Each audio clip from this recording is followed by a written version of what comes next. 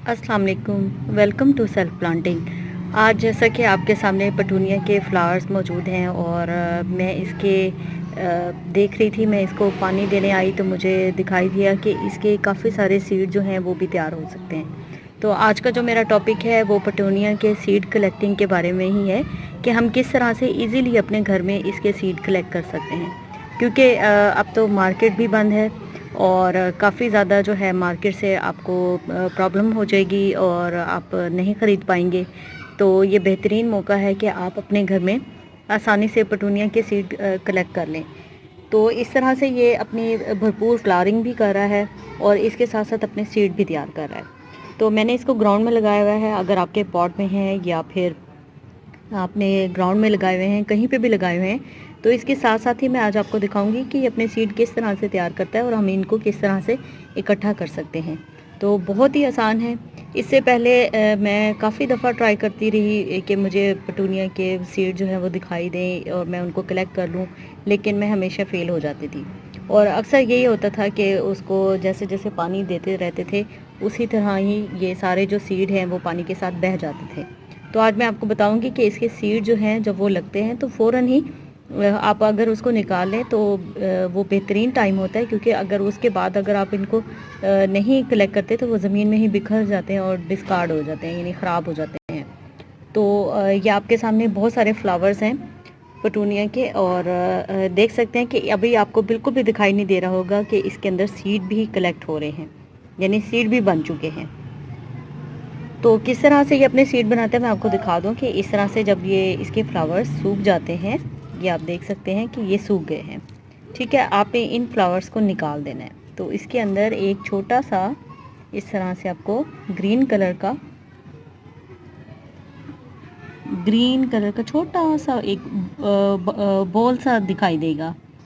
एक बॉल सी होगी, तो आपने देखना है कि वो अगर ग्रीन है तो इसका मतलब है कि वहाँ अभी सीड आपके तैयार नहीं हुए, इसके पटूनिया के सीड तैयार नहीं हुए। तो जैसे जैसे ये ब्राउन कलर के हो जाएंगे वो बॉल सी जो इसके अंदर सीड पॉट होता है, अगर वो ग्रीन से ब्राउन हो चुका है तो इसका मतलब है कि वहाँ पर सीड तैयार हो चुके हैं। तो ये मैं आपके सामने दिखाती हूँ कि यहाँ पर इसके सीड्स तैयार हो चुके हैं। मे भी आपको दिखाई दे रहा हो तो मैं आपको दिखाती हूँ। ये इसके सीड्स हैं, ये काफ़ी छोटे सीड्स हैं, लेकिन इनसे कई आपके जो हैं प्लांट तैयार हो सकते हैं। ये एक सीड पॉट में काफ़ी तादाद में सीड्स होते हैं। अगर आप इनको कलेक्ट कर लें तो आपके 20 से ज़्यादा जो है वो प्लांट घर में ही तैयार हो सकते हैं। तो आपने ये बस इसको यहाँ से इकट्ठा करना है। अगर आप चाहते हैं इस तरह से या किसी प्लेट में या कागज़ में डाल दीजिए और फिर इनको सबको इकट्ठा कर लीजिए। मैं अभी आपको दिखाती हूँ किस तरह से हम इकट्ठा कर सकते हैं इनको। ये मैंने पेपर रखा है और पेपर रखने के बाद मैं इसके ऊपर ही सारे ये सीड इस तरह से उलट दूँगी, क्योंकि ये फट चुका है, ये ब्रस्ट हो चुका है इसका ये बॉल। तो हम इसको इस तरह से इसके अंदर ही सारे सीड स्प्रिंकल कर देंगे। क्योंकि मेरा एक हाथ मैंने मोबाइल पकड़ा हुआ है और दूसरे हाथ से मैं इस तरह से वीडियो बना रही हूँ, तो आप इजीली इसको तोड़ भी सकते हैं। तो इसकी पिंचिंग भी हो जाएगी, लेकिन पिंचिंग का ये वक्त नहीं है। लेकिन अगर आप इसको निकाल देते हैं तो इसके बाद भी इसकी काफ़ी सारी जो है तैयार होना शुरू हो जाएंगी, टहनियाँ काफ़ी ज़्यादा निकलना शुरू हो जाएंगी। तो ये आप देख सकते हैं कि ये सारे सीड्स हैं और काफ़ी सारे सीड्स आ गए हैं। इतने भी काफ़ी हैं कि आप ये सारे सीड जो हैं कलेक्ट करें और इसके अंदर थोड़ी सी कोयले की राख, जो लकड़ी की राख होती है बारबेक्यू बनाने के बाद जो हम राख फेंक देते हैं, तो उस राख के अंदर अगर आप रख देते हैं तो इसके सीड जो हैं बहुत देर तक जो है महफूज रह सकते हैं। और फिर जब इसका मौसम दोबारा शुरू होगा, यानी सितंबर अक्टूबर में, हम इसको दोबारा से ग्रो कर सकते हैं इजीली। बस ख्याल रखना है कि आपने इसको सनलाइट में नहीं रखना और हाई टेम्परेचर पे नहीं रखना। तो इस तरह से आपके सीड जो हैं काफ़ी सालों तक सेव रहेंगे। आप इसको किसी ज़िपर में, यानी ज़िपर बैग में भी रख सकते हैं। इसके अलावा किसी ऐसे शापर में रख सकते हैं जिसमें रोशनी जाने का ख़तरा ना हो, और बरसात के मौसम में भी इसका बहुत ख्याल रखना है कि ये ड्राई ही रहें। इनको मॉइस्ट यानी मॉइस्चर बिल्कुल भी नहीं मिलना चाहिए, क्योंकि अगर मॉइस्चर इनको मिलेगा तो ये फंगल हो जाएंगे, यानी ख़राब हो जाएंगे, इनको फंगस लग जाएगा। तो कोशिश करें कि आप इनको जो है बरसात के मौसम में जो है इसको आप कोयले की राख के अंदर अगर दबा के रख देते हैं तो ये काफ़ी देर तक महफूज रह जाएंगे। तो यही टिप्स हैं जो मैंने आपसे शेयर करनी थी कि पटूनिया के सीड आप कलेक्ट कर लीजिए और ये काफ़ी देर तक आपके पास रह सकता है प्लांट। और इस तरह से आप अपने घर में इजीली जो है सीड कलेक्ट करके बहुत सारे प्लांट तैयार कर सकते हैं। तो बहुत ही आसान मेथड है, कोई मुश्किल नहीं है।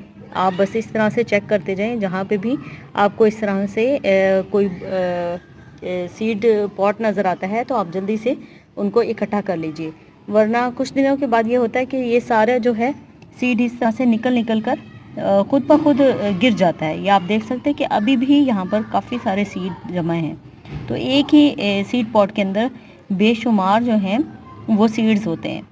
तो बहुत अच्छा मौका होता है, क्योंकि मार्केट में हमें ये काफ़ी महंगा मिलता है। एक सीड का जो आप पैकेट लेते हैं तो तकरीबन वो 50 से 60 रुपए का होता है। बाज़ औक़ात अगर आपको वो नहीं मिल रहा तो आपको इमरजेंसी लेना होता है सीज़न में, तो वो महंगा भी मिल सकता है।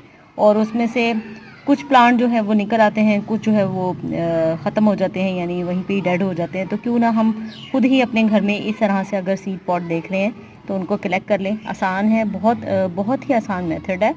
तो इसको आप जो है इस तरह से सेव कर लें, ना तो आपके पैसे लगेंगे और ना ही आपको ज़्यादा टाइम लगाना पड़ेगा। सिर्फ 2 मिनट में जो है आप इस तरह से थोड़ी सी कोशिश के साथ जो है सस्ते तरीन तरीके से अपने घर में सीड कलेक्ट कर सकते हैं। बहुत ही आसान तरीके है। और ये देखिए, ये अभी फ्लावरिंग भी हो रही है और साथ में सीड्स भी तैयार हो रहे हैं। तो जैसे जैसे सीड इकट्ठे होते जाएंगे मैं ये सारे इकट्ठे कर लूँगी, और जब इसका मौसम ख़त्म हो जाएगा और दोबारा से शुरू होगा, यानी या तो मैं इसे फरवरी में लगा दूँगी या फिर मैं इसको सितंबर या अक्टूबर में इसको दोबारा से ग्रो कर दूँगी। तो ये बहुत अच्छे तरीके से मेरे घर में दोबारा से ग्रो हो जाएगा।